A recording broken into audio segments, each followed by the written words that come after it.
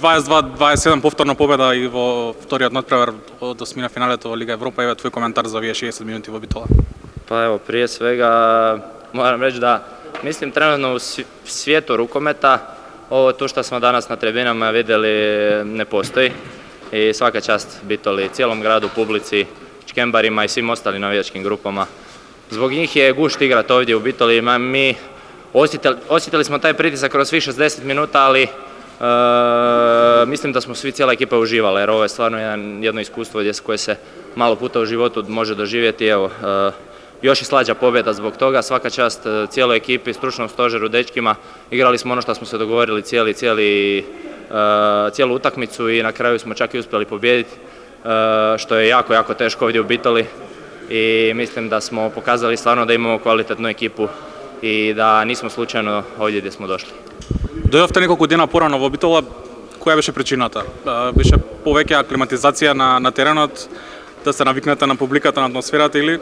Pa i Pelister je došao kod nas u Našice mnogo ranije, odmah nakon utakmice sa Vardar došli su kod nas. Mislim da je to najviše zato jer stvarno veza je loša i autobus se putuje 16 sati.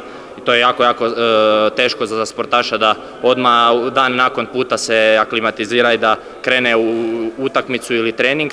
I zato smo uzeli namjerno 2 dana više da se ovdje malo naviknemo i na dvoranu, na parket, da ponovimo te stvari što smo vježbali, da se malo odmorimo i da dočekamo utakmicu spremni.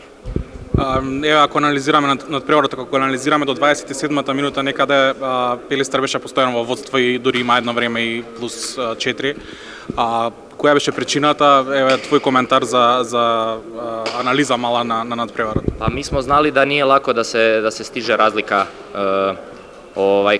kad imaš utakmicu i moraš nadoknaditi neki rezultat koji je ekipa prenijela. Mi smo prenijeli 3 razlike i pričali smo baš međusobno, možda i bolje da smo prenijeli samo 3, da nismo prenijeli 7-8, jer onda smo još jače i ozbiljnije ušli u utakmicu, jer znali smo da nemamo tu neku veliku zalihu. Opet oni su nas lovili cijelu utakmicu i pokazali su možda i mrvicu nervoze u nekim šutevima, zicerima, što je sasvim normalno. I nama su se dešavale neke greške, tu drhte ruke, to su jako važne utakmice. Ali evo na kraju smirili smo ih do poluvremena, što nam je bio cilj nekako da uđe ta utakmica u egal i onda kasnije smo se čak odvojili na 3 razlike i trudili smo se održavati prednost do kraja i to smo i uspjeli. Следува релативно посла противник во четвртфиналето во споредба со оние останатите. Може ли nek se do Final Four? Pa čujte, GOG je strašna ekipa, igraju strašan rukomet, brzi, skandinavski. Mi smo isto ekipa koja gaji brzi rukomet, koja vuče u leđa, koja voli tu brzinu.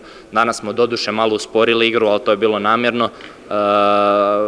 Znali smo da Pelister nas treba loviti, u Našicama smo pokušali vući u leđa, ovdje smo malo išli promijeniti igru jer smo znali da će se oni pripremati na našu brzu kontru i polukontru, ali sa GOG-om mislim da nema kalkulacija, s njima ćemo ići što jače, što brže i jedni i drugi ćemo igrati sigurno na što više pogodaka, na što više laganih golova iz kontre, polukontre. Mislim da će biti sjajne utakmice, ali mi smo sad ni ne razmišljamo o tome, ovo nam je ono što smo si zacrtali i odradili smo i sad evo malo ćemo proslaviti pa ćemo vidjeti što je dalje. Последна сезона во дресот на Нексе играш. Каде го гледаш Нексе на крајот на сезонава? Pa neću ništa govoriti.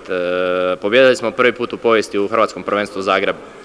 Izgubio je Zagreb prvi put u 15 godina u Hrvatskoj i to nam je strašan zalog za budućnost. Imamo još puno utakmica do kraja sezone, ali već sad mislim u ovom trenutku da Nexe igra najbolju svoju sezonu u povijesti. Sigurno, ja od kad sam ovdje nikad ekipa nije bila ovakva, nikad nismo bili ovako jaki i uživamo, baš smo dobra klapa i gdje god da završimo na kraju sigurno da ćemo biti zadovoljni.